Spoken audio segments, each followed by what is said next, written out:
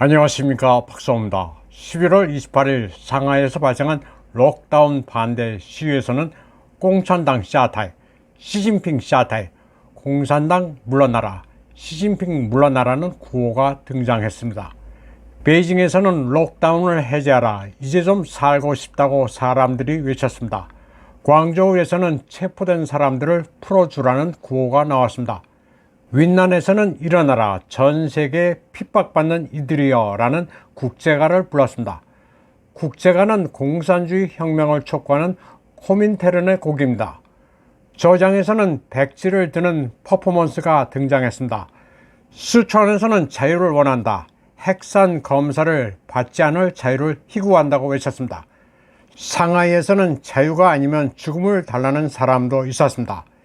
이 같은 시위는 26일부터 중국 내 15개성 79개 대학에서 일어났습니다. 100일간 봉쇄등 끝에 화재가 발생했지만 소방차가 들어가지 못해 10명이 숨지고 9명이 다친 24일 우르무치 참사를 기화로 발생한 시위였습니다. 특히 대학생들은 백지를 들고 시위를 벌였습니다. 아무 글자도 적지 않은 백지로 애도를 표하는 방식이었습니다. 영국의 런던, 미국의 뉴욕, 호주의 브리스번, 일본 신주쿠의 중국인들도 거리 시위를 벌였습니다. 시진핑 물러나라는 구호도 있었고 모든 사람이 최후의 포효를 하자는 가사가 있는 중국 국가도 불렀습니다. 타이베이의 자유광장에서도 여러 사람들이 몰려나와 우르무치 참사를 애도하면서 중공의 자유를 기원했습니다. 이런 와중에 장수성 쉬저우의 도로에는 장갑차가 등장했습니다. 야밤에 어디론가 향하고 있는 모습이었는데 상하이로 투입되는 것 아니냐고 웅성댔습니다. 인터넷에는 옛날에는 모택동의 문혁, 이제는 시진핑의 문혁인가 보다. 공산당의 군대는 외적과 싸우기 위한 게 아니라 강산을 평정하기 위한 건데 그 강산은 인민이다.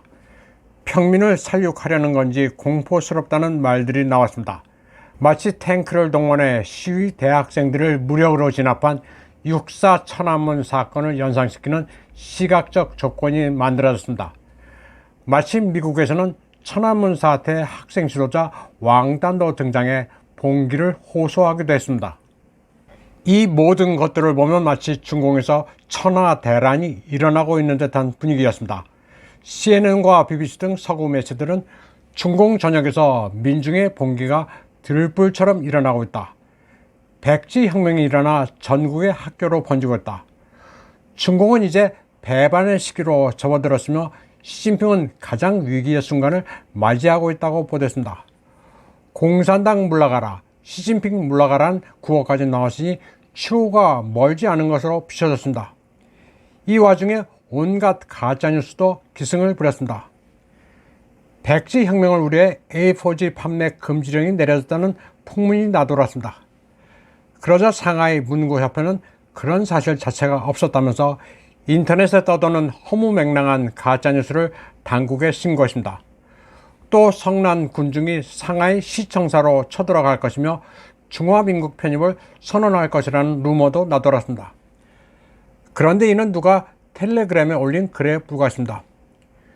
요즘에는 우크라이나 분쟁에서 보듯 텔레그램이나 페이스북, 트위터에 오른 글을 무작정 퍼날라 기소하거나 민심 교란용으로 활용하는 게 대세가 되어버렸습니다.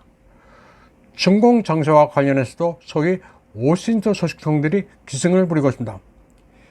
이들의 특징은 사실 여부와는 아무 관심이 없습니다. 그저 귀에 솔깃한 그럴듯한 가짜 정보로 관심만 끌면 그만입니다. 이에 대해 타이완의 전 외교관으로 주 뉴질랜드 대사를 지내고 지금은 국제시사평론가로 활약 중인 지혜원진은 이제 시위가 사실상 잦아들었다고 진단했습니다. 26일 시작된 시위는 27일 저녁 최고조에 달했다가 28일 밤까지 이어졌는데 그 다음 날인 29일에는 조용해졌다고 말했습니다. 금방이라도 정권 퇴진으로 이어질 것 같은 분위기였는데 3일 천하로 끝났다는 게 그의 설명입니다. 이후에 나오는 보도들은 거의 재탕입니다. 시위가 절정일 때 화면을 배경으로 분위기가 심상치 않다는 식의 보도로 이어가고 있습니다. 새로운 것이라고는 시위 현장에서 BBC 기자가 경찰에 체포됐다는 것 정도였습니다. BBC 측은 중공이 언론 자유를 침해했다, 공안에 끌려가 조사를 받는 동안 걷어차였다고 주장하고 있습니다. 이에 대해 중공 외교부는 신분증을 제시하지도 않아 체포한 것이다, 조사 과정에서 맞았다는 것은 중공 이미지를 흠집내기 위한 주장에 불과하다고 말했습니다. 타이완의 국제시사평론가 제 원지는 서구의 관련 보도가 심하게 과장됐다고 말했습니다.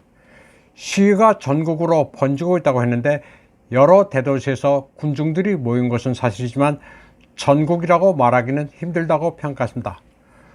또 시위에서는 여러 다양한 구호가 나왔으며 공산당 퇴진, 시진핑 퇴진은 극히 일부였고 전체 그림이 아니었다고 말했습니다.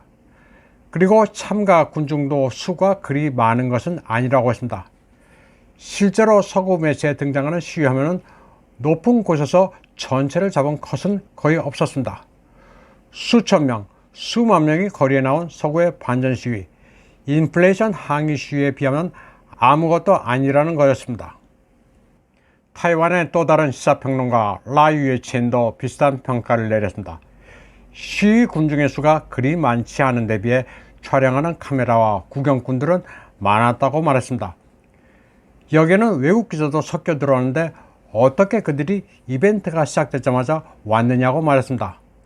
따라서 모든 게 사전에 계획되어 오라고 미리 통지해 준 것이라고 말했습니다. 그리고 시위가 시작되자마자 인터넷 작업을 벌이고 외신 기자들도 헤드라인을 적당하게 뽑아 분위기를 짚었다고 평가했습니다. 군중, 시위, 항쟁이라는 키워드가 바로 떠오르도록 사전에 준비를 철저히 한 이벤트라면서 중앙초방, 즉 중앙지휘센터가 분명히 있다고 라이웨체는 말했습니다. 시위 방법도 표준 매뉴얼에 따른 것으로 홍콩이나 우크라이나 마이단 시위와 아주 유사하다고 그는 평가했습니다. 소위 백지혁명은 말씀드린 것처럼 3일 첫날로 사실상 끝났습니다. 사람을 잡을 정도로 과도한 록다운을 이제는 풀어야 한다는 요구에서 시작돼 정권 퇴진이란 구호까지 묻었지만 중공은 제로 코비드를 강행한다는 방침입니다. 인민일보는 29일 사설에서 방역 정책이 흔들리고 있다면서 지금이야말로 오히려 더 강화할 때라고 말했습니다. 그리고 회의 중디엔 뿌능 즈乱이란 표현을 사용했습니다. 엄중한 조치나 법령이 아니고서는 어지러움을 바로잡을 수 없다는 문구입니다. 중공은 이번 시위로 흔들리지 않았습니다. 도는 거짓말을 안 하는데 29일 중공의 증시는 큰 폭으로 반등했습니다. 반정부 시위로 어려운 중공 경제가 큰 타격을 받을 것이라는 것은 서구의 일방적인 희망입니다. 기대야 어떻든 팩트가 그렇습니다. 한편 미 백악관 NSC 대변인 존 커비는 중국 내 시위와 관련해 미국은 결사의 자유를 지지한다고 밝혔습니다. 그러면서도 시진핑 퇴진 구호에 대해 어떻게 생각하느냐는 질문에는 좀 다른 견해를 밝혔습니다. 바이든 대통령은 세계 각국의 시위자를 위해 목소리를 내지는 않을 것이라고 전했습니다. 미국은 이미 중공을 충돌해야 하는 대상이 아닌 경쟁 상대라고 밝힌 바 있습니다. 다시 중공과 경제적으로 가까워지려고 하는 마당에 소위 백지 시위로 척을 지거나 하지는 않겠다는 의사를 표명한 겁니다. 중공은 이번 시위를 서방 세계가 늘 해왔던 색깔 혁명을 시도한 것으로 보고 있습니다. 그런데 미국도 중공의 그런 생각을 읽고 있습니다. 국제뉴스는 행간을 아주 잘 읽어봐야 합니다. 제목만 보고 호들갑을 떨 일이 아닙니다. 이번 방송은 여기까지 하겠습니다. 시청해주신 여러분 감사합니다.